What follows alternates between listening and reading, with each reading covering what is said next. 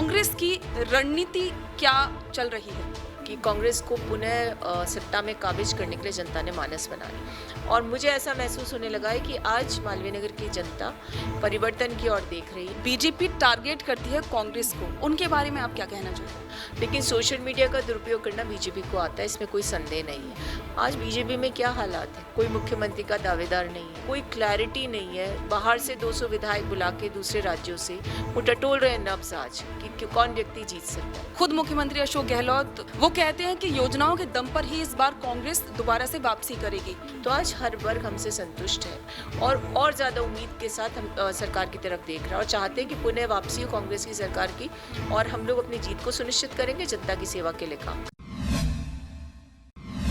नमस्कार, आपके साथ मैं हूं पूजा परमार। आप देख रहे हैं द फैक्ट इंडिया। चुनावी बिगुल बज चुका है, तैयारियां जोरों शोरों से शुरू हो चुकी हैं। बीजेपी हो, कांग्रेस हो या फिर अन्य पार्टियां, तीसरे मोर्चे की बात भी राजस्थान में होने लगी है। पुरजोर तरीके से है वो बीजेपी कोशिश इस बार कर रही है कि किसी भी तरीके से राजस्थान अपने आप के जो इतिहास रहा है वो बदले, सरकार परिवर्तन का। लेकिन कांग्रेस का ये प्रयास है कि किसी भी तरीके से इतिहास को इस बार बदला जाए और सीधे तौर पर एक बार फिर से कांग्रेस की वापसी राजस्थान में हो। इसके अलावा बहुत सारे ऐसे मुद्दे हैं जो भी राजस्थान में चल रहे हैं।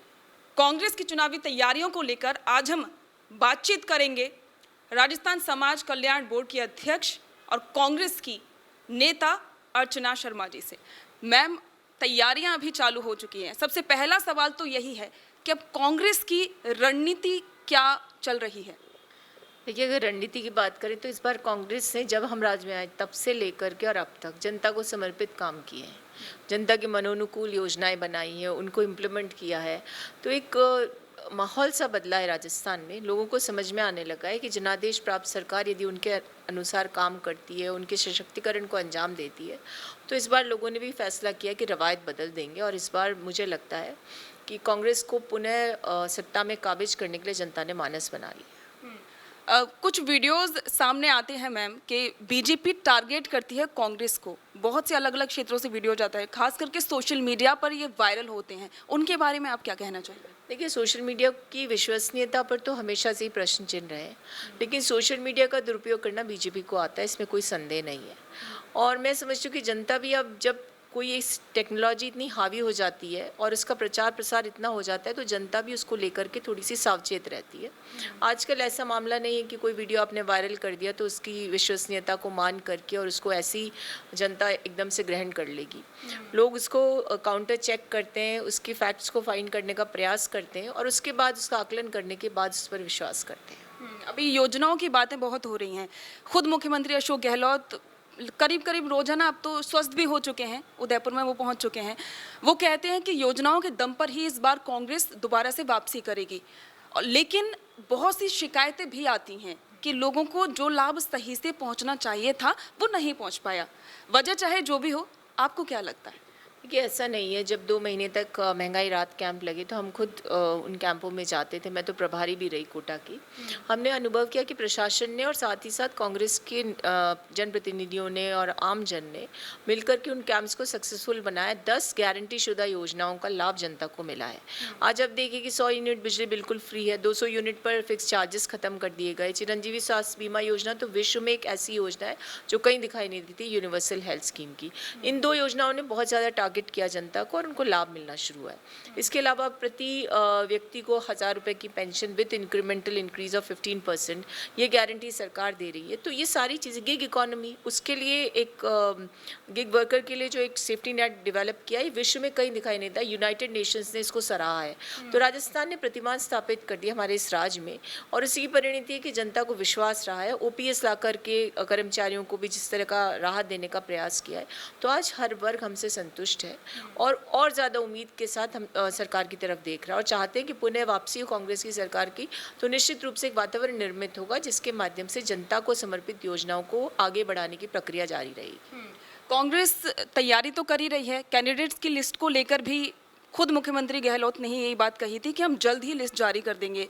अब तैयार लगभग बातचीत पूरी हो रही है, मीटिंग्स का दौर चल रहा है। आपको क्या लगता है कि लिस्ट जो है वो लगभग कब तक आ सकती है?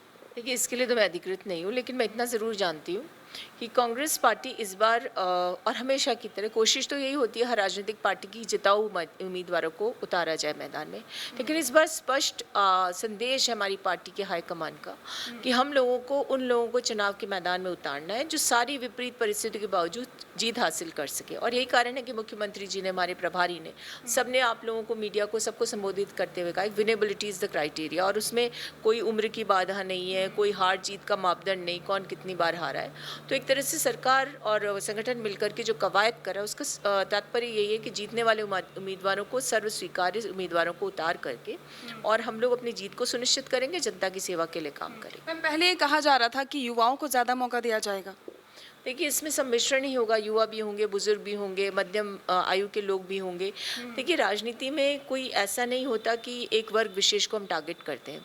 हाँ, कोशिश ये होती है कि महिलाओं को, युवाओं को, पिछड़े वर्गों को सम्मिलित किया जाए ताकि उनका प्रतिनिधित्व हो सके। महिलाओं की बात कांग्रेस करती है कि इस बार खूब ध्यान दिया जा रहा है, कांग्रेस में पूरा योगदान रहता है, चुनावों में भी खास योगदान की बात होती रहती है, और जितना महिलाओं को योगदान मिलना चाहिए था, जितना उनको मौका मिलना चाहिए था, उतना राजनीति में नहीं मिलता है। इस बार आपको क्या लगता है कि कांग्रेस लगभग कितने कैंडिडेट्स महिलाओं पर भरोसा कर सकती है? देखिए, इसमें दो बातें हैं। संगठन के स्तर पर महिलाओं के प्रतिनिधित्व को हम हमेशा सुनिश्चित करते हैं, और जो 30% या 33% महिलाओं का वहाँ पर एक पोजीशन होनी चाहिए, उसको सुनिश्चित हम कर रहे हैं हर संगठन के स्तर पर। अब देखिए, सियासत एक ऐसा मुद्दा है जिसमें मैं समझती हूँ, क्योंकि मैं भी सियासत में भागीदार हूँ, मैं सार्वजनिक जीवन की महिला हूँ, मैं समझती हूँ कि ये भेदभाव मिट जाता है जहाँ पर आपको चुनाव जीताऊ व्यक्ति चाहिए। तो महिलाएं जिता होंगी तो महिलाओं को मिलेगा, पुरुष जिता होगा तो पुरुष को मिलेगा। लेकिन ये बात भी सही कि महिलाओं की प्रतिभागिता बढ़नी चाहिए, तो वो शने शने हम निकायों के माध्यम से, पंचायत राज के माध्यम से इस चीज़ को सुनिश्चित कर रहे हैं, और वो एक ग्रूमिंग सेंटर है जहाँ से महिलाएं आगे की राजनीति के लिए तैयार हो रही हैं। मैम, आपने पूरी टक्कर दी थी बीजेपी के उम्मीदवार को मालवीय नगर विधानसभा से। इस बार आपको क्या लगता है कि कितना मुश्किल है और कितना आसान है? देखिए, वैसे तो ये सीट परंपरागत रूप से एक विचारधारा विशेष के प्रति आसक्त सीट है, लेकिन जो पिछला चुनाव था उसमें भी लगभग हम चुनाव जीत गए थे। अब आज दोषारोपण का समय नहीं, किसने क्या किया या सिस्टम ने हरा दिया, ये सब मैंने कभी कहा भी नहीं। पर मैं समझती हूँ कि हमारी सरकार ने इस चीज़ को सुनिश्चित किया था कि जब 70,000 जनता ने वोट दे दिए तो उस जनता को किसी ऐसे व्यक्ति के भरोसे नहीं छोड़ा जा सकता जिसने 35 साल तक उनके बारे में कभी सोचा नहीं। और इसी की परिणति की आज मालवीय नगर में 2 अरब के काम हुए हैं। उनमें सड़क, नाली, सीवर, गार्डन्स का डेवलपमेंट हो, पट्टे मिलने की बात हुई, सारी चीज़ों को समग्र रूप से सुनिश्चित किया गया। तो मैं समझती हूँ कि जनता में यदि व्यक्ति जाता है तो विचारधारा से इतर जनता सोचने लगती है, और मुझे ऐसा महसूस होने लगा है कि आज मालवीय नगर की जनता परिवर्तन की ओर देख रही है, और उम्मीद रखनी चाहिए हर व्यक्ति को जिसको चुनाव लड़ना या जिस पर पार्टी भरोसा कर सकती है कि जनता उसका साथ देगी। मैं एक आखिरी सवाल आपसे लेना चाहूँगी। कांग्रेस ने अभी हाल ही में CWC की लिस्ट है वो जारी कर दी है, उसमें राजस्थान के भी नेता शामिल हैं, सचिन पायलट का भी नाम शामिल है। खुशी तो है, कांग्रेस के सभी अब सब कुछ ठीक ही चल रहा है, लेकिन बीजेपी का और कहीं ना कहीं से ये हवा ये आ रही है कि राजस्थान के जो झगड़ा है, जो विवाद है, उसको ख़त्म करने के लिए पायलट को CWC में शामिल किया गया है। आपके विचार क्या हैं इस पर? देखिए, मेरा मानना ये कि भारतीय जनता पार्टी को ये समझना चाहिए कि आप अपने लड़ाई झगड़े निपटाओ, दूसरे के घर में झांकने से पहले। वो कहते हैं ना, जिनके घर शीशों के होते हैं दूसरे के यहाँ पत्थर नहीं मारा करते। आज बीजेपी में क्या हालात है, कोई मुख्यमंत्री का दावेदार नहीं है। सब लोग ये चिंतित हैं कि वसुंधरा राजे की क्या स्थिति रहेगी जो पूर्व मुख्यमंत्री रही हैं उनके बारे में, और कोई क्लैरिटी नहीं है। बाहर से 200 विधायक बुला के दूसरे राज्यों से वो टटोल रहे हैं नब्ज आज कि कौन व्यक्ति जीत सकता है। तो उनके खुद क्या एक वेवर्ड सी स्थिति है, तो उन लोगों को अधिकार नहीं कि कांग्रेस संगठन क्या करता है, कांग्रेस के हाईकमान ने क्या निर्णय लिए। अच्छा हो कि अपने गिरेबान में जाके अपने व्यवस्थाओं के बारे में विचार करें। दूसरे पर टीका टिप्पणी करना कोई उचित बात नहीं, क्योंकि आंतरिक मामला होता है संगठन का, उसके निर्णय लेने का अधिकार संगठन और पार्टी का है। उसके बारे में दूसरे के विचारों को ना तो हम आमंत्रण स्वीकार करते हैं, ना हम उसमें हस्तक्षेप की कोई उम्मीद रखते हैं।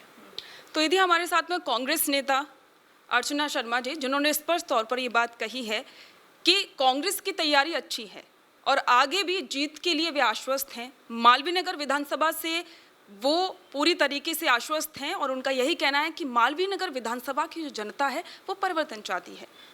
अब देखना होगा कि राजस्थान में इस बार कितना परिवर्तन आता है, और क्या एक बार फिर से इतिहास अपने आप को दोहराएगा। कैमरा पर्सन योगेंद्र सिंह के साथ मैं पूजा परमार, द फैक्ट इंडिया।